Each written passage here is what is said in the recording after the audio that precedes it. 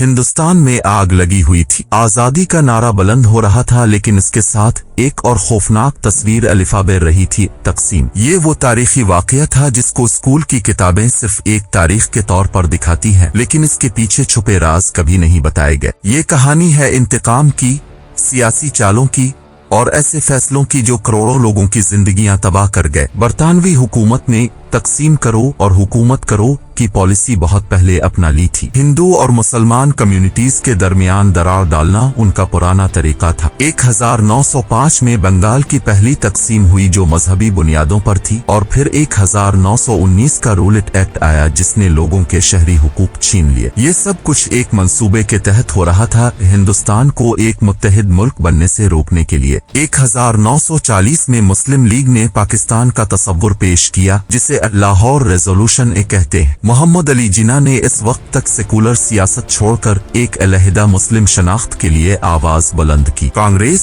جس میں گاندھی اور نہرو جیسے لیڈرز تھے، ان کا زیادہ زور ہندو اکثریتی نظام پر تھا۔ مسلم لیگ کو لگتا تھا کہ آزادی کے بعد بھی مسلمان مظلوم ہی رہیں گے۔ یہ خوف برطانویوں کے چالاک پروپیگنڈے اور کچھ کانگریسی لیڈروں کے سخت رویے نے اور بڑھا دیا۔ 1946 کے انتخابات میں مسلم لیگ نے مسلم نشستوں پر زبردست کامیابی حاصل کی۔ اس کے بعد ڈائریکٹ ایکشن ڈے کا اعلان کیا گیا 16 اگست 1946 کو، جہاں کلکتہ میں فرقہ وارانہ فسادات پھوٹ پڑے۔ خون کا ایسا کھیل چھڑا کہ صدیوں تک یاد رہے گا۔ پھر نوکھالی اور بہار کے فسادات، جہاں مسلمانوں اور ہندوؤں دونوں طرف سے خون بہایا گیا۔ یہ سب کچھ برطانویوں کے لیے ایک موقع تھا کہ کہہ سکیں، دیکھا، یہ لوگ ساتھ نہیں رہ سکتے۔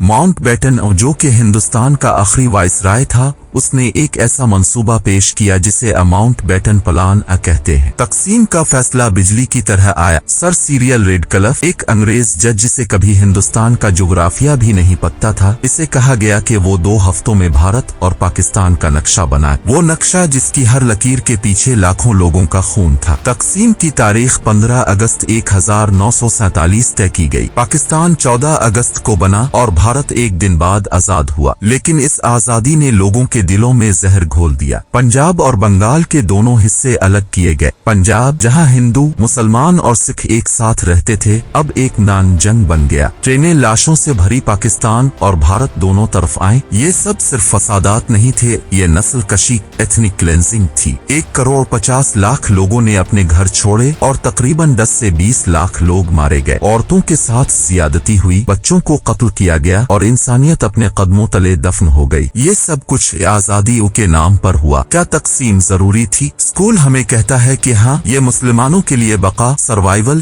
کا مسئلہ تھا، لیکن اصل میں برطانویوں نے جان بوجھ کر فرقہ وارانہ تناؤ کو ہوا دی تاکہ ایک متحد، طاقتور ہندوستان کبھی کھڑا نہ ہو سکے۔ نہرو اور جناح دونوں اپنے اقتدار کے لیے اختلافات کو سلجھا نہ سکے۔ گاندھی جس متحد ہندوستان کا خواب دیکھتے تھے، وہ خواب انہی کے سامنے ٹوٹ گیا۔ سب سے زیادہ حیرت کی بات یہ ہے کہ جس وقت تقسیم کا فیصلہ ہو رہا تھا، عام عوام کو کچھ نہیں بتایا گیا، نہ ان سے مشورہ لیا گیا، نہ ان کو تیار کیا گیا۔ آج بھی لاکھوں خاندان ہیں جن کے دادا داد پاکستان سے بھارت، بھارت سے پاکستان آئے تھے، اپنا سب کچھ چھوڑ کر، اور اسکول کبھی نہیں بتاتا کہ وہ کس درد سے گزرے۔ یہ تقسیم صرف ایک لکیر کا نام نہیں ہے، یہ ایک زخم ہے جو آج تک نہیں بھر سکا۔ اور سب سے افسوس کی بات یہ ہے کہ ہمیں کبھی یہ سچ نہیں سکھایا گیا کہ کس نے کیا، کیوں کیا، اور کس نے اس خون سے بھری آزادی کو ایک سیاسی کارڈ بنا دیا۔